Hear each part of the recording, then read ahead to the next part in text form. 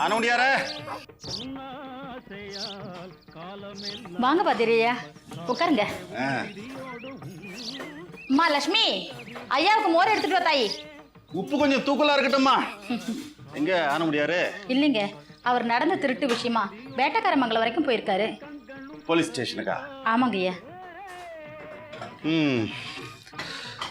என்னவோமா, ஊர்ல நடக்கக்கூடாதெல்லாம் நடந்துகிட்டு இருக்கு. என் மக சர்டிஃபிகேட்லாம் காணாமல் போய் 1 வாரம் ஆயிடுச்சு.